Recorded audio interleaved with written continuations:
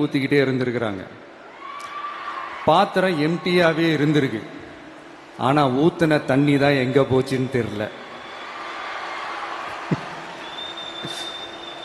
கடவுளுக்கு தான் வெளிச்சம். அது மாதிரி இப்ப நம்ம சொன்னதெல்லாம் சும்மா ஒரு சாம்பிள் தான். இன்னும் வரப்போற நாட்கள்ல உங்க அரசனுடைய அந்த விஸ்வரூபத்தை நீங்க பாப்பீங்க. அடுத்து வாயத்துறங்க சிஎம். அடாடா, உங்க சிஎம் நெஞ்சிலேயே குத்திட்டு வந்தீங்க பாருங்க, அதெல்லாம் வேற லெவல். பேசுங்க பேசுங்கன்றீங்க, பேசுனா எந்திரிச்சு ஓடிடுறீங்க. இனிமே பேச ஆரம்பிக்கிறதுக்கு முன்னாடி என்ன பண்ணணும் அப்படின்னா, ஒரு நண்பர் ஒருத்தர் சொன்னார், மாண்புமிகு பேரவைத் தலைவர் அவர்களே எல்லா டோரையும் இழுத்து லாக் பண்ணுங்க அப்படின்னு சொல்லிட்டு தான் பேச்ச ஆரம்பிக்கணும் போல் இருக்கு. ஏன்னா பேசிருக்கும் போதே எந்திரிச்சு ஓடிடுறாங்க. 5 நிமிஷம் பேசினதுக்கே குளத்தூர்ல கொத்து பரோட்டா போட்டாங்க. இதுக்கு மேல பேசினா மொத்தமா முடிஞ்சிடும், பாத்துக்கங்க. நாம அரசியல் பேசினா விஜயெல்லாம் அரசியல் பேசலாமா அப்படிங்கிறது. சரிப்பா, நமக்கு எதுக்கு வம்பு, நம்ம பாட்டுக்கு நம்ம வேலையை பார்ப்போம், எதுக்கு அவங்கள பத்தி பேசிக்கிட்டு அப்படின்னு இருந்தா விஜய்க்கு அரசியலே பேச தெரியல அப்படிங்கிறது. இப்படியே மாறி மாறி மேகதாது அணையை பத்தி என்ன தெரியும், விஜய் அதை பத்தி பேசல. இப்படி நம்ம அரசியலுக்கு வந்ததுலேருந்தே ஒரு கூட்டம் குறை மேல குறையா சொல்லிக்கிட்டு பாட்டுக்கு பாட்டு கச்சேரி எங்களுக்கும் பண்ண தெரியும், பண்ணலாமா? இந்த மேகதாது அணை சம்பந்தமான அந்த வழக்கில் தமிழ்நாட்டோட பெட்டிஷனை சுப்ரீம் கோர்ட் எப்போ ரிஜெக்ட் பண்ணுச்சு? அப்ப யார் ஆட்சியில் இருந்தா? ஏன் ஒழுங்கா வாதாடல? நீங்க ஒழுங்கா வாதாடி இருந்தீங்கன்னா அதை ரிஜெக்ட் பண்ணியிருக்க மாட்டாங்கல்ல. ஏன் ஸ்டாலின் சார் வேணும்னே விட்டுட்டாரா? ஏன் இப்படிலாம் கேள்வி கேட்கலாமா? இப்படிலாம் கேள்வி கேட்டாதான் மேகதாது அணையை பத்தி பேசினதா அர்த்தமா? ஏன் அந்த ஸ்டேட் சிஎம் பேசுறாரு, நீங்க ஏன் பேசல? அப்படின்னா நம்ம ஸ்டேட்டோட உரிமையை எங்க நிலைநிறுத்தணுமோ அதுக்காக வேலை பார்க்கறது மட்டும்தான் முக்கியம். சும்மா சவால் விட்டுக்கிட்டு சீண்டி பார், நான் யார் தெரியுமா, தொட்டு பார், இப்படிலாம் பேசிக்கிட்டு இருந்தா வேலைக்கு ஆகாது. சும்மா பேசி பேசி பிரச்சனையை வளர்த்துக்கிட்டு யார் மேலேயாவது பழிய தூக்கி போட்டுட்டு அப்புறம் மக்களை அம்போன்னு தெருவில் விட்டுட்டு இப்படிதான் ஒரு அரசியல் பண்ணணும்னா அந்த அரசியல் நமக்கு தேவையும் இல்லை, அதை நம்ம செய்யவும் போறதில்லை. Talk less work more mode தான், அதுதான் நம்ம பாலிசியே. அதனாலதான் சட்டசபையில அந்த அரசினர் தீர்மானம்னு சொல்லி ஒன்று கொண்டு வந்தோம். அது எப்படி டு டேக் இட் ஃபார்வர்ட், எப்படி கொண்டு போகணுமோ அதை சரியா செய்வோம். சென்ட்ரல் கவர்மெண்ட்ல இருந்து அந்த டீலிமிட்டேஷனை திரும்ப கொண்டு வர போறதா ஒரு பேச்சு ஒன்று அடிபடுது. யார் என்ன டீலிமிட்டேஷன் கொண்டு வந்தாலும் தமிழ்நாடு அது ஒத்துக்காது. நமக்கான இடத்தை யாரும் பறிக்கவும் முடியாது, அது பறிக்கவும் விட மாட்டோம். இப்படி நாம இருக்கும் போது இந்த தீய சக்தி திமுக எங்க போய் நிக்குது, யார் கதவை தட்டிக்கிட்டு நிக்குது, அது உங்களுக்கே நல்லா தெரியும். மக்களே, இந்த தீய சக்தியும் தீந்து போன சக்தியும் வேறலாம் இல்ல, கூட்டு களவாணிங்க. சொல்ல முடியுமா அவங்களால? எங்களுக்குள்ள ஒட்டும் இல்ல, உறவும் இல்ல, அறிவிக்க முடியுமா, நிரூபிக்க முடியுமா? இந்த வரப்போற இடைத்தேர்தல் அதை நிரூபிச்சு காட்டுங்க, அப்புறமா பேசுங்க. மக்களை, என் மனசை விட்டு கரூர் எப்பவும் நீங்கவே நீங்காது. நமக்கு ஏற்பட்ட வேதனையான சம்பவத்தை, நமக்கு எதிராக நடந்த சதிய சூழ்ச்சிய இனி வர்ற ஜெனரேஷனும் அவங்களுக்கு தெரியப்படுத்தணும்ல. அதுக்காகவே இனி ஒரு அரசியல் சதிய, அரசியல் சூழ்ச்சிய யாரும் யோசிக்கவே கூடாதுன்றதுக்காகவே கரூர்ல ஒரு நினைவு சின்னத்தை நம்ம டிவிகே சார்பா அமைக்கப்படும் அப்படின்றத அறிவிக்கிறோம். அப்புறம் கரூர்ல இருந்து ஒட்டுமொத்த தமிழ்நாட்டு மக்களுக்கும் சொல்றேன், உங்க டிவிக்கு அரசு உங்களுக்காகத்தான் உழைக்கும். அடிப்படை வசதிகளை முதல்ல நிறைவேற்றணும். ஒரு பக்கம் நிதி நிலைமையை சரி செஞ்சுக்கிட்டே, இன்னொரு பக்கம் அப்படியே நாம சொன்னதுல பிரையாரிட்டி பார்த்து ஒவ்வொன்னா படிப்படியா நிறைவேற்ற ட்ரை பண்ணுவோம். இது எப்பவும் உங்களுக்கான அரசா தான் இருக்கும்.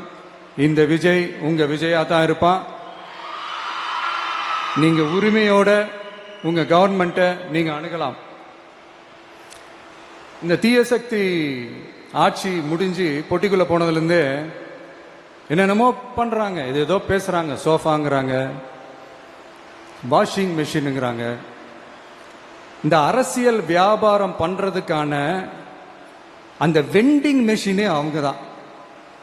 யாரு? இந்த திமுக. இதுல நம்மளை பார்த்து வாஷிங் மெஷினுங்கிறாங்க.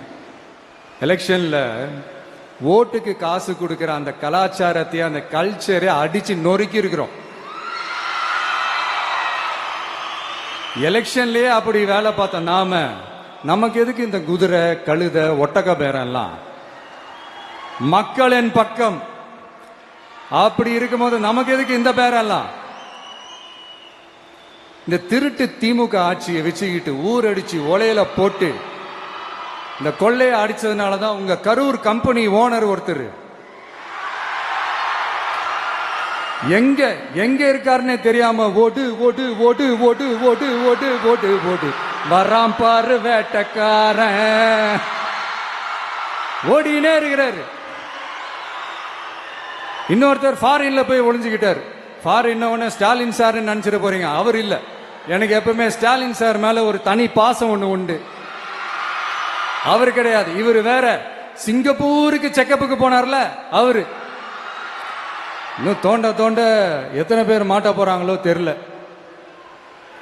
உங்ககிட்ட யாராவது லஞ்சம் ஏதாவது கேட்டாங்கன்னா கொடுக்க முடியாது சொல்லுங்க, நான் இருக்கேன் உங்களோட. அப்படியே யாராவது ஃபோர்ஸ் பண்ணாங்கன்னா இது எங்க மகன், எங்க புள்ள, எங்க அண்ணன், எங்க தம்பி, எங்க விஜய், எங்க விஜயோட ஆட்சின்னு ஸ்ட்ராங்கா சொல்லுங்க. மக்களே, நீங்க கூட இருக்கும் போது லஞ்ச ஊழல் மட்டும் இல்ல, அதிகாரத்தை வச்சு ஆட்டம் போடுற யாரா இருந்தாலும் அடங்கிடுவாங்க. இந்த கடமை, கண்ணியம், கட்டுப்பாடுன்ட்டு ஒரு காலத்துல கொள்கையோடு இருந்த கட்சியெல்லாம் இன்னைக்கு எப்படி இருக்கான்னு உங்களுக்கே தெரியும்.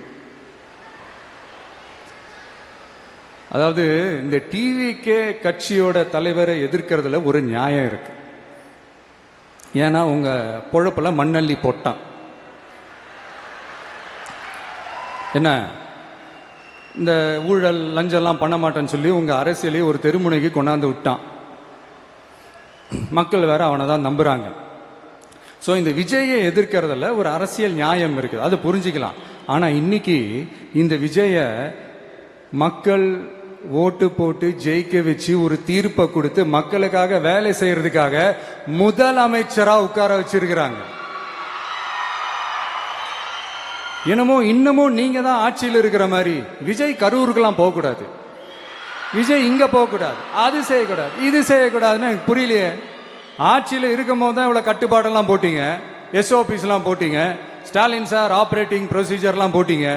இப்பவும் அதே பண்ணிட்டு இருந்தீங்கன்னா என்ன சார் நியாயம்? இல்ல நான் தெரியாம தான் கேட்கறேன். இன்னும் கனவுலயே இருக்கிறீங்களா? முதல்ல முழிச்சு வாங்க, ரியாலிட்டிக்கு வாங்க. உங்க ஆட்சியெல்லாம் வீட்டுக்கு போய் டிவிக்கேன்னு ஒரு ஆட்சி வந்து ரொம்ப நாள் ஆச்சு.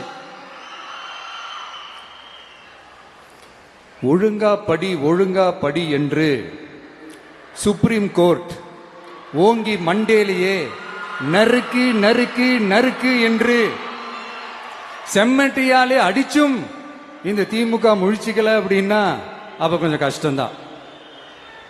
வெற்றி தோல்வியெல்லாம் அரசியல சகஜம் சார். அதுக்காகலாம் வெறி பிடிச்சி இந்த பதவி வெறி பிடிச்செல்லாம் அலைய தேவையில்லை. நல்ல விதமாவே சொல்றேன், நியாயமான அரசியல் பண்ணுங்க. ஓ, அதுதான் உங்களுக்கு தெரியாதுல்ல?